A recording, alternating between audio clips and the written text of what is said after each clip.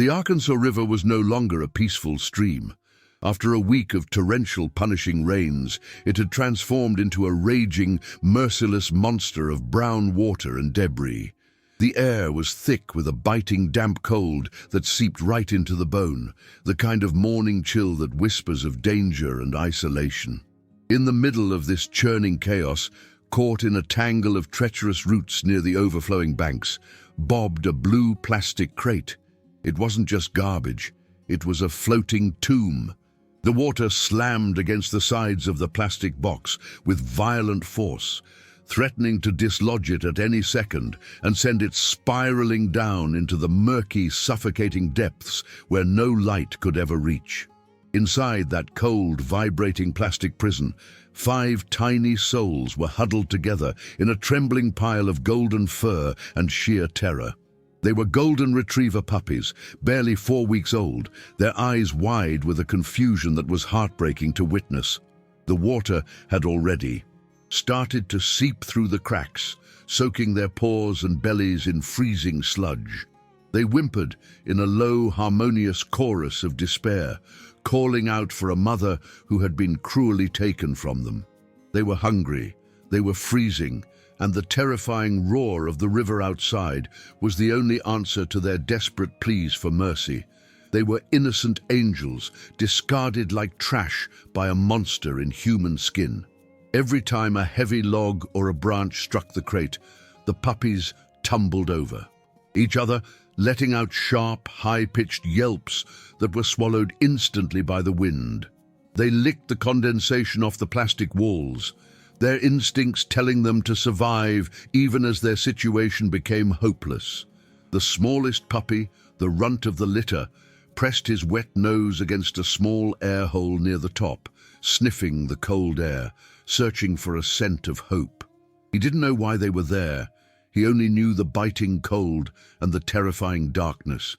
But what these little ones didn't know was that the roots holding them safe were snapping one by one under the immense pressure of the flood. Driving along the muddy embankment was Sheriff Miller, a man whose face carried the lines of 60 years of hard work and harder choices. The silver star on his chest wasn't just metal, it was a promise to protect the weak, a vow he took before God and his community. He was patrolling the flood zones, his eyes scanning for stranded motorists or damaged bridges, sipping lukewarm coffee to ward off the morning chill. He was a man of deep faith, the kind who believed that nothing happens by accident, but today he felt a heavy weight in his gut. The river looked angry, and Miller knew that when the water rose this high, it usually took something or someone along with it. Miller slowed his patrol cruiser as he approached a sharp, dangerous bend in the river known for catching debris. He squinted through the windshield, the wipers fighting a losing battle against the mist. Something blue caught his eye, an unnatural color amidst the sea of brown mud and gray sky. It was bobbing erratically, trapped against a gnarled tree root about 30 feet from the solid ground. Most men would have kept driving, assuming it was just an old cooler or a piece of trash washed down from the city. But Sheriff Miller felt a strange pull, a tug at his spirit that forced him to slam on the brakes. He threw the truck into park and grabbed his binoculars, his heart beginning to pound a warning rhythm in his chest. Through the lenses, the blurry blue shape sharpened into focus, and what he saw made his blood run cold. Protruding from a small, jagged hole in the crate was a tiny golden paw, waving frantically in the empty air. It was a desperate flag of surrender, a silent scream for help from a living creature trapped inside that floating coffin. Miller gasped, the coffee turning sour in his stomach. "Dear God," he whispered, his voice trembling with a mix of horror and adrenaline. He wasn't looking at debris, he was looking at a death sentence being carried out in slow motion. He saw the crate dip dangerously low as a wave crashed over it, submerging the air hole for a terrifying second. If you are already praying for these innocent souls to be saved, please hit the like button right now. Your positive energy can help bring a miracle to this rescue mission. Let's show the world that we care. The sheriff scrambled out of his vehicle, his boots sinking into the thick, freezing mud of the riverbank. As he got closer, the sound of the river was deafening, but underneath it, he heard them.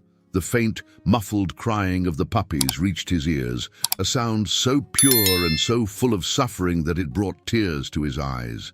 But as he assessed the situation, a surge of righteous indignation burned through him like fire.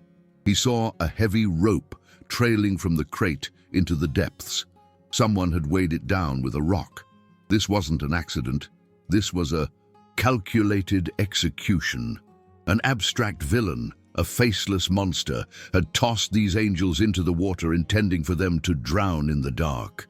Miller stood at the edge of the raging water, his mind racing.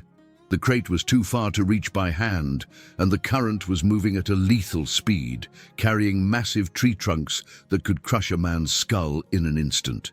The water was frigid, the kind of cold that causes instant cramping and hypothermia. He looked at the crate again. It was tilting, further to the right. The roots holding it were giving way. If that crate broke loose, it would be swept into the main channel and lost forever within seconds. There was no time to call for a boat, no time to wait for backup. The clock wasn't just ticking, it was running out. He looked up at the grey sky, muttering a quick prayer for strength, and then looked back at that tiny, waving paw. The puppy was still fighting, still hoping, still believing that someone would come. Miller knew he was old. He knew his joints ached in the cold, and he knew the risks. But he also knew he couldn't live with himself if he watched those lights go out. He stripped off his heavy duty belt and grabbed the emergency rescue rope from his trunk. His hands shook, not from fear, but from the urgency of the moment. He was going to have to go into that freezing hell. But just as Miller took his first step toward the treacherous sliding mud of the bank, a massive jagged log came barreling down the river, aiming straight for the trapped crate. The impact was imminent. Miller screamed out, "No!" But his voice was lost in the roar of the water. The log smashed into the roots, protecting the puppies, snapping the wood with a crack like a gunshot. The crate lurched violently, spinning free into the faster current, drifting further away from the shore. The puppies inside screamed in terror as their world spun out of control. Miller realized with horror that the rescue had just turned into a chase against death itself. Sheriff Miller didn't think. He reacted with the instinct of a man who had spent his life running toward danger. He wrapped the end of the yellow rescue rope around his waist, secured it with a trembling knot, and plunged into the freezing, churning brown water. The shock of the cold was instant and paralyzing, knocking the air from his lungs like a physical blow to the chest. The river was deeper than it looked, and the bottom was a treacherous sludge of mud that tried to suck his boots down, anchoring him to the riverbed. Every muscle in his aging body screamed in protest, seizing up against the frigid temperature, but his eyes remained locked on the blue crate drifting further away. The current was a ferocious beast, far stronger than he had anticipated, slamming against his chest and threatening to knock him off his feet. He fought to keep his head above the waves, wading chest deep into the swirling chaos, his arms outstretched toward the helpless puppies. Debris battered his legs, heavy branches and hidden rocks, leaving bruises he wouldn't feel until later. He was 60 years old, fighting a force of nature that could snap trees like toothpicks. But the image of that tiny, waving paw fueled a fire in his heart that the cold water couldn't extinguish. He shouted encouragement to the crate, though the roar of the river swallowed his words instantly. Just as Miller got within 10 feet of the crate, the rope around his waist pulled taut, jerking him back violently. He had run out of slack. The crate was still out of reach, spinning lazily in an eddy of water that was about to push it into the main deadly current. Panic rose in his throat. He was literally inches from failing. He strained against the rope, the fibers digging into his waist, his fingertips brushing the air just inches from the plastic handle. The puppies inside were silent now, likely tossed around by the erratic motion, and the silence was more terrifying than their cries. Then came the moment that almost ended it all. A large, waterlogged tree branch, hidden beneath the murky surface, swept Miller's legs out from under him. He went under, the brown water filling his nose and mouth, the darkness enveloping him. For a split second, the river had won. He tumbled underwater, disoriented, the heavy uniform dragging him down. But as he thrashed, his hand struck something hard and plastic. Adrenaline surged through him, clearing the fog of panic. He kicked off the muddy bottom with every ounce of strength he had left, bursting through the surface, gasping for air, his hand clamped in a death grip around the handle of the crate. "I've got you! I've got you!" he sputtered, coughing up river water, holding the crate high against his chest to keep the water from entering the air holes. The return journey was a nightmare of physical endurance. He had to walk backward against the current, holding the heavy crate with one arm while using the rope to guide himself back to the bank. His legs were numb, his heart was hammering a frantic rhythm against his ribs, and his vision was blurring at the edges. But he refused to let go. He felt the shifting weight of the puppies inside, a reminder that 5 beating hearts were depending entirely on his refusal to quit. Finally, Miller collapsed onto the muddy bank, his chest heaving, his body shaking uncontrollably from the onset of hypothermia. He didn't take a moment to rest. He immediately dragged the crate to the drier grass near his patrol car. With fingers that were stiff and clumsy from the cold, he fumbled for the knife on his belt. The crate was sealed with heavy-duty zip ties, another sign of the cruelty involved. Whoever did this wanted to make absolutely sure these babies never got out. Miller saw red. He saw the face of evil in those black plastic ties. He slashed through them with a primal grunt, ripping the lid off the box. The sight inside broke his heart all over again. The 5 puppies were huddled in a tight, shivering ball in the corner of the wet crate, soaked in freezing water and their own filth. They didn't wag their tails. They didn't jump up. They were frozen in terror, their eyes wide and glassy, staring at him as if he were just another monster coming to hurt them. The trauma was deep. When Miller reached his hand in, the largest puppy, trying to protect his siblings, let out a weak, raspy growl and snapped at the sheriff's fingers. They didn't know they were safe. They only knew pain. Miller didn't pull back. He knew that growl wasn't aggression. It was fear. He lowered his voice to a soothing, melodic hum, disregarding his own shivering body. "It's okay, little ones. The bad part is over. I'm here. Nobody's ever going to hurt you again," he whispered. He kept his hand steady, palm up, offering warmth and scent. He needed them to trust him, or the shock alone could kill them. Minutes felt like hours as the wind whipped around them. Then, the miracle happened. The tiny runt, the one who had waved his paw, slowly uncurled from the pile. The little puppy crawled over his trembling siblings, sniffing the air. He reached Miller's hand, paused, and then laid his freezing chin onto the sheriff's warm palm. He let out a long, shuddering sigh and licked Miller's thumb. It was a complete surrender, an act of pure faith. The other puppies, seeing their brother's bravery, slowly began to lift their heads. Miller felt a tear roll down his cheek, mixing with the river water. He had won their trust, but looking at their blue gums and lethargic movements, he knew the battle was far from won. Is your heart racing for these little angels? They are safe from the river, but they are freezing and weak. Your like helps us share their story and save more lives. Subscribe to support our mission. Now, let's see if they can survive the next critical hour. Miller wasted no more time. He scooped all 5 puppies up in his arms, pressing them against his chest to share his body heat. They were alarmingly cold, like little blocks of ice wrapped in wet fur. He rushed them into the passenger seat of his patrol unit, cranking the heater up to the maximum setting. The blast of hot air hit them, but the puppies barely reacted. They were slipping into a stupor, their energy reserves completely depleted by the struggle in the river. Miller threw his heavy woolen patrol jacket over them, creating a makeshift cocoon. He jumped into the driver's seat, his wet clothes squelching against the leather. He slammed the car into gear, tires spinning in the mud before finding traction on the asphalt. He flipped on his lights and sirens, the wail of the emergency alarm cutting through the quiet morning. This was a medical emergency now. He looked over at the bundle of fur on the seat. They were huddled together, eyes closing, drifting into a sleep that they might not wake up from. "Stay with me," Miller shouted at them, his voice cracking. "Don't you dare! Give up now!" As the cruiser sped toward the town's veterinary clinic, Miller noticed the smallest puppy, the brave runt, was starting to convulse.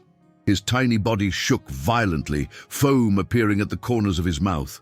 The exposure to the freezing water and the ingestion of river bacteria were taking a toll faster than Miller had feared. The sheriff pressed the accelerator to the floor, praying that the vet was already there.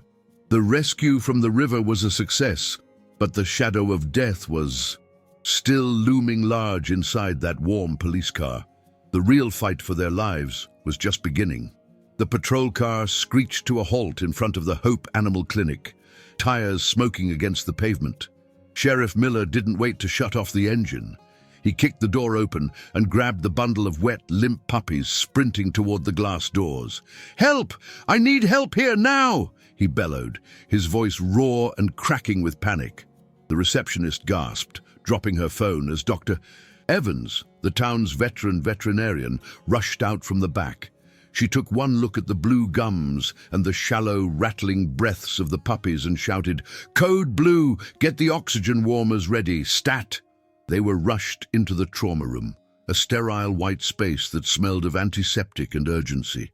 Miller stood in the doorway, dripping wet and shivering, feeling helpless as the medical team swarmed around the tiny patients. Dr. Evans worked with terrifying speed, inserting tiny IV lines into their collapsed veins. "They are severely hypothermic, Sheriff," she said, her face grim. "Their body temperatures are registering below 90 degrees, and I'm hearing fluid in all of their lungs. They're drowning from the inside out."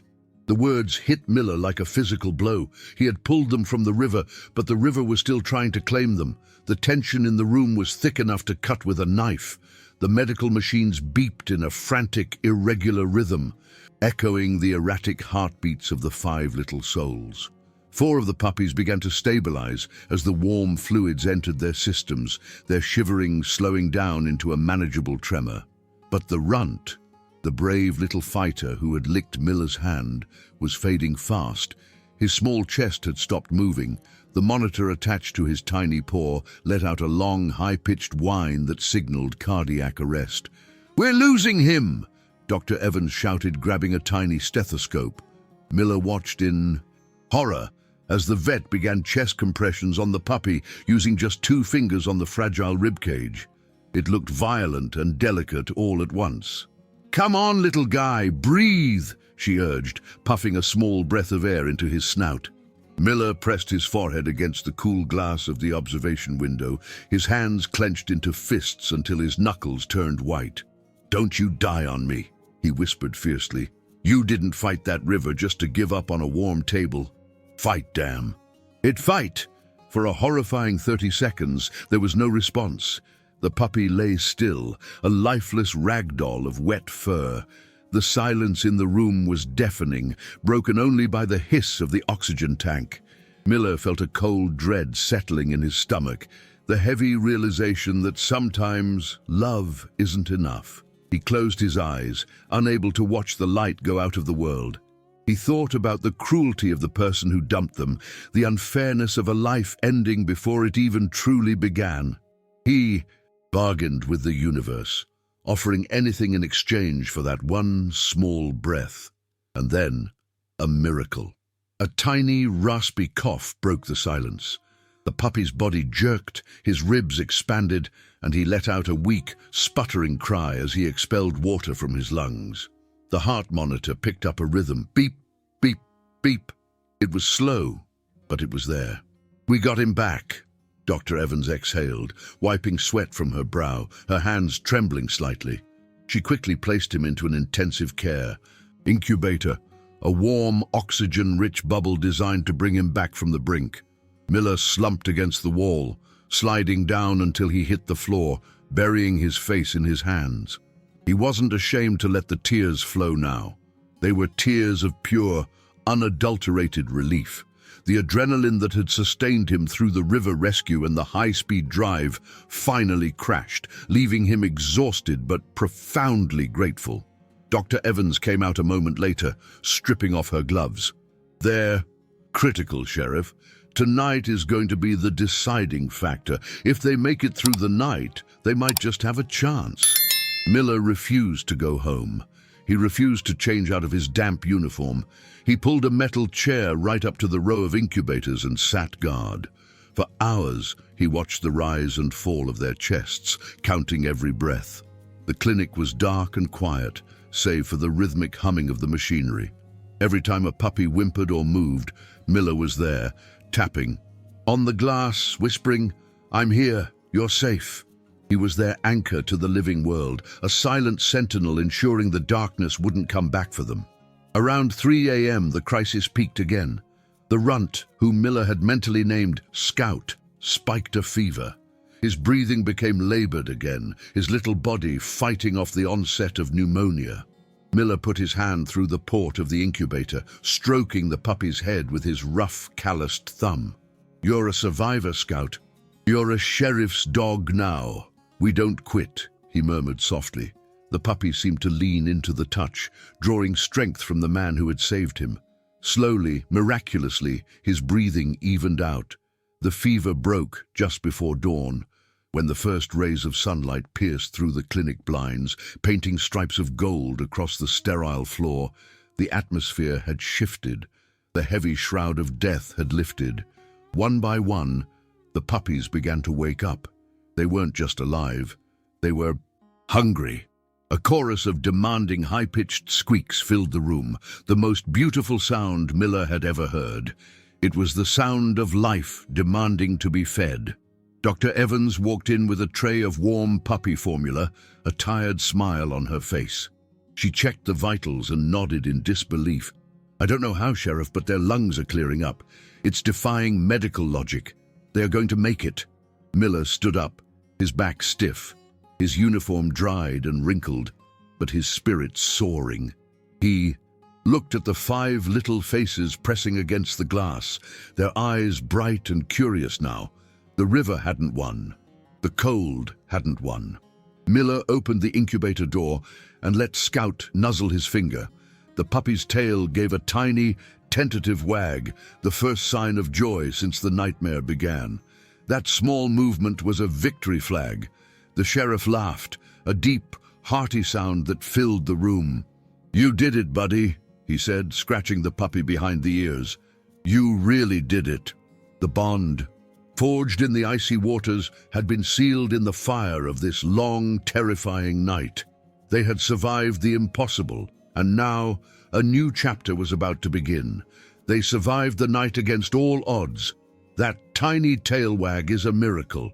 If you believe every animal deserves a fighting chance, hit that like button. Comment "Amen" to bless their recovery. Now, get ready for the most beautiful transformation you've ever seen. The news of the rescue had spread through the town overnight. As Miller walked out to his car to finally get a change of clothes, he saw a small crowd gathered outside the clinic. People had brought blankets, puppy food, and toys. They had heard about the sheriff's plunge into the river and the puppy's fight for life. The community had rallied, proving that for every monster who throws a crate into a river, there are 100 angels ready to help pull it out. Miller smiled, tipping his hat. The darkness was gone. It was a bright, brand new day.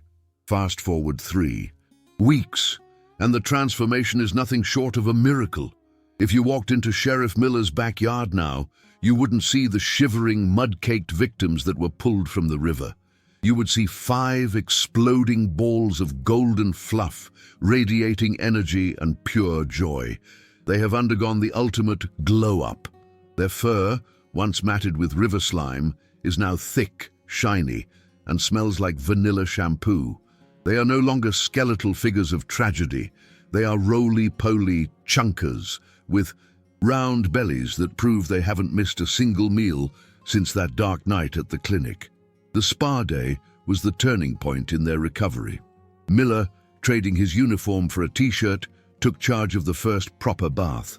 It was a scene of pure comedy and tenderness. As the warm water hit their backs, the puppies didn't shrink away in fear. They leaned into the scrub. Clouds of white bubbles filled the tub, turning the little Goldens into snowy polar bears. Scout, the brave runt, discovered that bubbles were fun to pop, snapping at the floating foam, while Miller laughed, gently rinsing the soap from their eyes. The water washing down the drain took the last of the river's dirt with it, leaving only brightness behind. Mealtime has become the main event of the day. The sound of kibble hitting the metal bowls triggers a stampede of paws that sounds like a miniature cavalry charge. They eat with a gusto that only survivors possess, savoring every bite as if to make up for the starvation they endured. Miller watches them eat, a satisfied grin on his face. Seeing their ribs disappear under layers of healthy muscle and fur is the best reward a rescuer could ask for. They are growing stronger by the hour, their legs steady and their tails acting like windshield wipers that never stop moving. Their personalities have bloomed like flowers in spring. The fear of humans has completely evaporated, replaced by an aggressive demand for cuddles. They have taken over the sheriff's station, becoming the unofficial mascots of the department. It's not uncommon to see a tough deputy typing a report with a puppy sleeping on his boots, or the dispatcher taking a 911 call while scratching a golden ear. The gloomy atmosphere of the station has been replaced by the sound of squeaky toys and puppy breath. They have healed the hearts of the officers just as much as the officers healed them. Scout, the little warrior who started it all, has claimed Sheriff Miller as his own. He follows Miller everywhere, a tiny golden shadow mimicking the sheriff's confident walk. When Miller sits at his desk, Scout demands to be lifted onto his lap, where he sits tall, watching the door like a true deputy in training. The bond between the old lawman and the young dog is absolute. Miller looks into Scout's eyes and sees not a victim, but a partner. The river tried to take them both, but it only succeeded in tying their souls together forever. The day of the forever home ceremony was emotional for everyone. The community had fallen in love with the River Five, and the applications for adoption were overwhelming. Miller carefully vetted every single family, ensuring that these puppies would be treated like royalty. 3 of the siblings went to loving local families, 1 to the town librarian, 1 to a retired couple with a big farm, and 1 to the firefighter who helped clear the river debris. As they were carried away in the arms of their new parents, tails wagging, Miller felt a pang of sadness but an ocean of pride. However, Miller had a surprise announcement. He couldn't let them all go. He officially adopted Scout and his sister Daisy, making them permanent residents of his ranch. "A sheriff needs backup," he told the local news crew, his voice thick with emotion. The town cheered. It was the perfect ending. The villains who dumped the crate were never found, but their plan had backfired spectacularly. Instead of death, they had inadvertently created a legacy of love that brought the whole town together. The final scene is one of perfect peace. It is evening, and the golden hour sun casts a warm glow over Miller's porch. The river flows in the distance, calm now, its roar reduced to a gentle murmur. Miller sits in his rocking chair, a hot coffee in his hand. At his feet, Scout and Daisy are wrestling over a rope toy, growling playfully, safe and loved. They pause, looking up at Miller with eyes full of adoration before collapsing into a heap of golden fur for a nap. Miller reaches down to stroke their soft heads, looking out at the horizon. He thinks about the thin line between life and death and how a single decision to stop the car changed the universe for these 5 souls. The nightmare is a distant memory, replaced by the reality of a warm home and a full belly. Evil exists, yes, but so does good. And as long as there are people willing to jump into the water, the good will always win. Who abandoned these? Angels deserves nothing but karma. But look at the life they have now, a true happy ending. Do you think Sheriff Miller is a hero? And what do you think should happen to people who abandon animals like this? Tell us your opinion in the comments below. Leave a like if you believe every dog deserves a loving home. Comment Amen to bless Scout, Daisy, and the Sheriff on their new life together.